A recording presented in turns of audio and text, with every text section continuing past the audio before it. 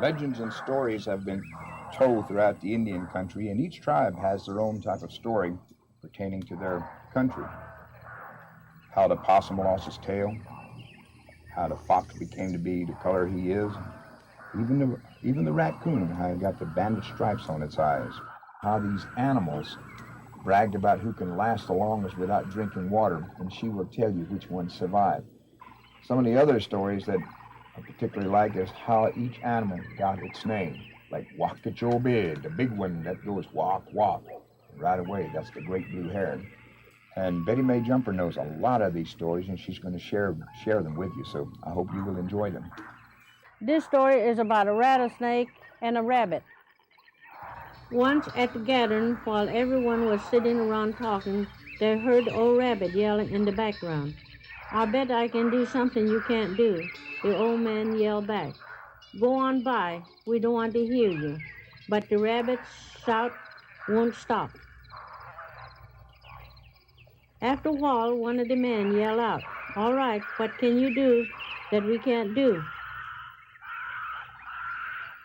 "This is all," said the shouter, and hopped over to the man. "Way over yonder lies a big, big rattlesnake about 8 foot long. I can tie his neck and bring him to you in a bag." "You can't do this." Everyone laughed at him and asked him how he could do this, since the snake was so big and dangerous. "You're a liar," they all said to the rabbit. Then they said they would only believe him if he brought the snake to them in a bag, as he had said he would. So hop, hop, hop went the rabbit to where Snake lay. Shouter the rabbit walked along, singing, pretending he had not care in the world, and came upon the rattlesnake stretched out. The beautiful marking on his body glistened in the sun. "Oh, oh," said the rabbit, "I didn't see you, and I could have stepped on you." "Well," said the snake, "now that you have seen me, be on your way." "Oh, I almost forgot," said the rabbit. "See all those people sitting over there? They said you were a very short snake and weren't as long as this string I have in my hand." "Ha, ha, ha," said the snake. "I am much longer than that little piece of string." "Okay," said the rabbit. "Stretch out and let me measure you, and I will go back to tell the people how long you are." So the snake stretched out so the rabbit could measure him. The old rabbit was full of lies. He jumped on the snake's neck, tied a rope around him, and put him in the bag. When he took the snake over to where the people were, they were very surprised. All they could do was stare at the rabbit. The snake rolled out of the bag. One of the men questioned the rabbit, asked him how he had captured the snake. "I told you I could," said the rabbit. "Yes, with his lies," said the snake, and he told the men the story of how the rabbit got him in the bag. And to this day, this is the reason that snake eat rabbits. I bet it's hard for snakes to catch rabbit. It's not hard, snakes are fast. Lucky he don't have to do this often. What do you mean? Once upon a time, when the world was new, there was only one language. During this time, the panther, owl, buzzard, and snake made a bet with each other about who could live without food or water the longest. Panther said, "It's nothing. I can outlive you all in a day." Snake said, "I can go longer than all of you." They each believed that they could outlive the other, so they set a date to start off the bet. Panther, owl, and buzzard all climbed on a branch of a tree, but Snake could neither fly nor climb, so he lay below. In the middle of the night, they made their own music. As well as during the day, to let each other know where each one was. The first night, Owl started off in the middle of the night, yelling. In the middle of the day, Panther cried out. Buzzard buzzed out a yell. The snake rattled below. This went on about a week. Then one night, Owl couldn't make any noise. Also, Buzzard couldn't be heard at all. The next day, Snake and Panther looked around and saw that Buzzard and Owl were laying flat on their backs. This left only the two. A few more nights, the two made noises. Panther up in the tree and the snake on the ground. Then one night, about the second week or so, Snake didn't hear Panther as he rattled and rattled all night long. The next morning early, Snake found Panther in the grass, dead. So Snake can live without food or water longest. Well, I don't like snakes. What kind of animals do you like? I like the one that hangs upside down. You mean possum? Once upon a time, the possum had the most beautiful tail of all the other animals. He showed off to everyone he met, saying, "My tail is more beautiful than yours." One day, some of the animals got tired of him showing off, so they said to him, "So you think your tail is beautiful, but it could be much, much more beautiful. It would stand out above all the other tails around you, and everyone would be jealous of you." Possum yelled, "Tell me how, tell me how." So they told him, "See all the moss hanging from the trees? Get some and wrap it around your tail for a few days and let it sweat. Then take it off, and it will be the most beautiful tail you ever seen." Possum couldn't wait, so he ran up the tree and gathered all the moss he could carry and wrapped it all around his tail and lay around for a few days. But when he took the moss off, the saddest look came over his face. His pretty tail, it had been ruined. All his hair had fallen out. This is the reason that when you see a possum, he has an ugly, ugly tail. Possum is vain, but sometimes curiosity gets the animal in trouble too.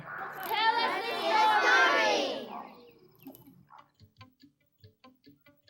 Once among all the fine birds in a beautiful forest were two special birds who had the most colorful feathers, which shone under the sun as they flew around. And when these birds sang, the others in the forest would quiet down and listen to them, for the song they sang were out of this world. All the other birds admire and envy them. One day, as these birds were flying around, they saw a strange thing coming up in the air, which looked like a cloud but wasn't. They looked and looked from up in the air, but they just couldn't make out what it was. One said to the other, "Let us fly a little closer and see what it is." "I'm scared," said the other, but the first one kept it up until they flew halfway there. Then they sat in a tree and stared. "What is this orange color below, and that strange black color going up into the air?" they wondered. Again the first bird begged the other one to go nearer, and again they flew a bit closer until they reached the edge of the cloud that wasn't a cloud. The forest was on fire, which these birds had never seen before. They sat a long time watching it burn.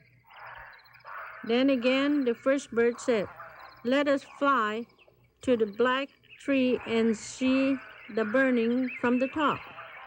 The other said, "No, let us go back. We've seen enough." As usual, the first bird won the argument, and the two of them flew to the top of the black tree and tried to sit on the limb. It broke, and the bird fell to the ground into the black soot, which burned their beautiful feathers into charcoal. Barely escaping with their lives, they soon found that their voices were gone too. They could hardly bring anything out at all until one day they learned to say caw, caw. To this day, you see them in the Everglades, jumping from sawgrass to sawgrass, saying caw, caw, and ashamed to go back to the beautiful forest they had once known. Not all the animals and birds get in trouble. Here's a little mouse that did the right thing. Lots of people live in this village. A woman lived among them who had two beautiful daughters with long black hair. One night the girls went to bed as usual. But when morning came and the mother called to the girls to get up, there was no answer. She went to look and saw that they were laying very still, not moving, as if they were dead. The mother yelled out, and people from the village came to see what was wrong, but no one could help. Far away lived a wise old Indian medicine man. A runner was sent to find him and to ask what could be done for the girls. The runner reached the medicine man's camp and told the sad story about how the two girls were in a deep, deep sleep and couldn't be awakened. The medicine man said that the bad angel had come and taken the little girl's heart and returned high into the skyland. Get someone to go to the skyland and get their hearts back, or they'll die within 4 days. The runner returned to the village with the old man's warning. All the medicine men of the village were called upon, but no one could help. "Even a flying bird," said one, "cannot reach this place." On the second evening, the people of the village heard a little tiny voice coming from the distance. "I can go get their hearts," the voice said. "I can go." No one paid any attention. By the third day, the mother was sick with worry. The day was drawing near when her daughters might never come back. While she was crying, the tiny voice came again. "I can go, let me go." The mother called out, "Who is it? Why is such a tiny voice calling out such things?"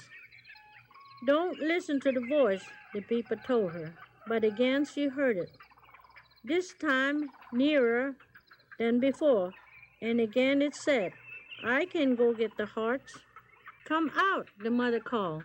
"Come out here." Immediately, a little tiny mouse jumped out into her lap. It stood there, paused, and then said, "I can go to the skyland." The mother said, "All right, I have to believe in someone, so it might as well be you. Time is running out." The tiny mouse called to another mouse, who joined him in the mother's lap. They said, "We will bring back their hearts."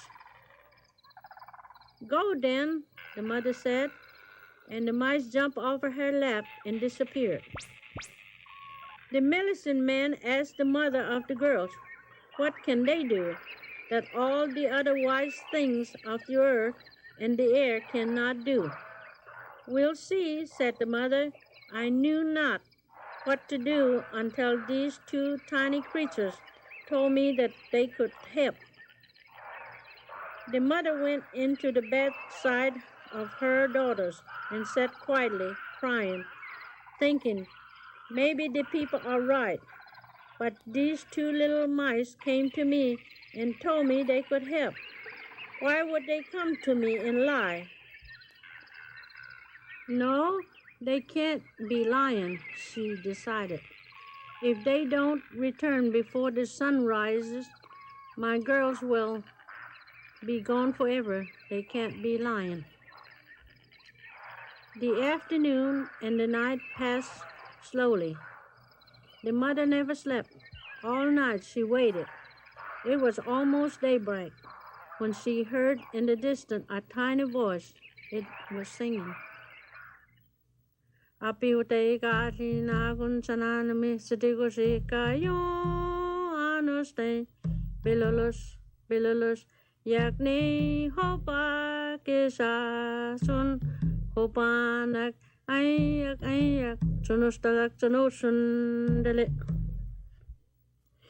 The mother listened closely to hear more clearly. She knew the little mice must have the hearts of her daughters. The sun was about to peep over the horizon when the mice appeared, carrying the hearts, which were much bigger than themselves. These they threw into the girls. The sun came up, and the daughters awoke. The girls were surprised to see their mother standing over them with the little mice beside her.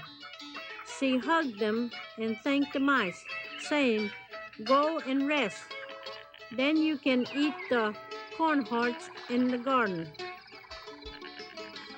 Mother said, "From this day on, whenever little mice come to eat the corn hearts in the cornfields, Indians will never get after them or chase them away, because they saved my daughters' lives when no one else could."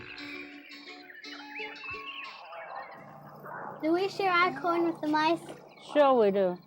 But the Indians didn't have a corn a long time ago. There was once a family living at the edge of the big forest. The swamps were full of meat and fish, and there were places for people to grow vegetables, pumpkins, potatoes, beans, and tomatoes. They also raised pigs and cows. They were happy people with no worries. They had everything. The children were always playing and swimming in the ponds near the camp. They would run around and chase each other and play hide and seek. One day, the older sister of a child put her brother down to play with the smaller children while she played with the older ones. She played a long time and forgot about him. When she finally went to check, he was gone. She called and called his name, but he was nowhere to be found. The unhappy big sister ran to tell her mother, and soon all the women of the village were searching. They kept this up until sundown, but were still unable to find the baby. The men of the village returned from a hunting trip and were told the baby was missing. They looked for the child well into the night, but couldn't find him. The father of the baby sent for the wise medicine man. Since he lived quite a distance away, it took him 2 days to get to the village. When he finally arrived, he asked everyone to sit down and then told them about the unseen people that live on the small islands in the swamps. He believed that they had picked up the baby and run off with him. He told the village that they could not find these unseen people, and though he felt the baby was alive somewhere in the glades. it would not be possible to find him. The family was very sad, but gave up looking and all hopes of ever seeing the baby again. Years went by. Out in the jungle, in the heart of the Everglades, was a little island. No one from the village had ever been there. An old witch, so ugly you wonder where she had come from, lived there and had a young boy living with her. The witch loved the boy, and she had raised him well. Every day she would prepare corn softy and vegetable for him, and he grew up to be a strong teenager. The calf had once been very beautiful, with 3 chickies, one for the campfire, one for sleeping, and one for eating. The chickies had grown old, though, and were falling apart, and the boy asked daily why he was not allowed to repair them. The old witch knew that someday she would have to tell him the truth about himself, that this was not his real home. This made her very sad because she knew that this day was very near. The boy wondered where she got the corn she prepared for him, since he never seen it grow like the other vegetables, but she would never tell him. All he knew was that there was always plenty of corn to eat. One day the boy decided he would follow the old witch and find out where she got it. He pretended to be asleep when she checked on him and stayed in the shadow behind her as she got her basket and walked toward the swamp. She walked quite a distance to a cool, running stream where she stepped in and scrubbed her legs until they were very clean. A little farther on, she sat on a log, dried her legs, and started rubbing them from the knees to the ankle until beautiful yellow corn fell into her basket. She continued doing this until it was full. On the way back, she stopped and filled up another basket with white sand. The boy, who had been watching her all the time, ran past her while she did this, got back into the chickie, and jumped into bed. When the witch returned, he was pretending to be asleep. As he watched, she built a fire and torched the corn in the sand in the iron pot. She then placed the corn in a log which was about 2 feet from the ground. The log was about 7 feet long and 12 inches round. She pounded the corn up and down until it was ground into a cornmeal. When breakfast was ready, the old witch called the boy to come and eat, but he refused. The old woman went to where he lay, looked at him and said, "You know, don't you?" The boy didn't answer, and she asked again. Finally, he told her that he had followed her that morning and had seen everything. She told the boy that she had known this day was near, and she began to cry. "Yes, my son," she said, "you have given me much happiness all these years, but it is now time you return to your people." She then told him of how she had taken him years ago when he was a baby, and she told him the name of his family. Then she gave him the necklace he had been wearing when she stolen him. "I am an old woman, and my time is drawing near," she said. "You must do as I say. Leave and don't look back. Tonight, when the sun goes down, you must go to bed and sleep. When you wake up past midnight, you must go. Go east toward the sun and go past 2 big forests on the other side of the big lake. This is where your people live. It will take you 2.5 days to get there. Now sleep, my boy. you have a lot of walking to do. When you get up, pick up the fire and throw it all over the chickies and run. Follow the trail we have walked many times and run, run, run. The boy began to cry, but she scolded him. Don't cry. We have had many wonderful years together, and I have enjoyed seeing you grow into a fine boy. Get yourself a pretty girl and marry among your own people. The boy knew she meant well for him. She had been good to him and taught him everything he knew, including how to hunt.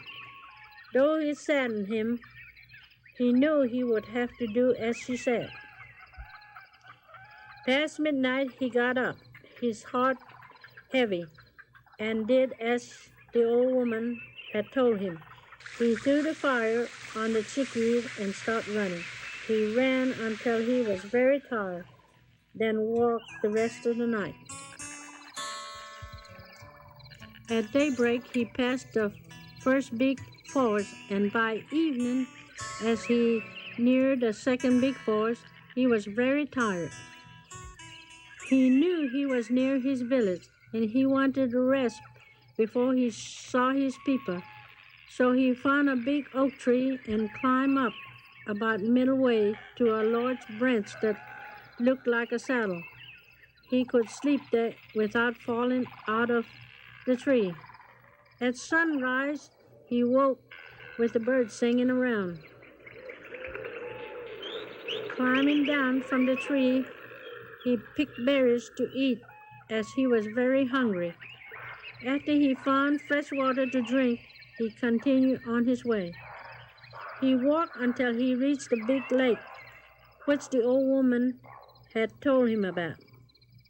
The men from the village were on their way out hunting, and he quickly jumped out of sight as he didn't want to meet them yet. When he saw many chickies ahead, he knew he had arrived. He climbed up in a tree and watched the people until almost sundown. He wondered what he would say to the people about where he had lived all these years. Finally, he climbed down from the tree and walked to the edge of the village. The children saw him and yelled, new man, visitor." The older man of the village came out to shake his hand and talk to him. When he told them about himself, the old man remembered the story of the little baby who'd been lost long ago.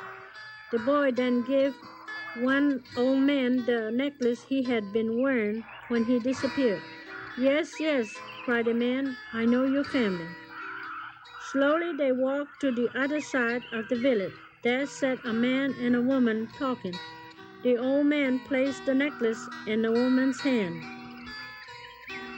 She stared at the beadwork for a long time, then looked up to say she knew the work. The old man told her that this was her son who had been lost so many years ago. The story was told over and over to everyone who joined the happy family around the campfire. They sat and listened all night long to the boy's story. After many months, the village man decided to go and see where the boy had been raised. They left early one morning and were gone for about a week. When they returned, they told that where the boy had been raised all over the island was now a patch of beautiful green leaf corn. Everyone went to see the corn, which was so yellow and pretty. The men gathered all the corn they could carry and took it back to the village with them. They saved the seed and planted them year after year. The green corn dance was held annually by the people to thank the Great Spirit for their blessing after this discovery. This is where the Indians got their corn. Did you like the story about the corn lady? Now you know the story why they say corn is the mother of all foods. Maybe we can meet again with Betty sometime in the near future and listen to more stories. Kuhijolaga, which means we'll see each other again.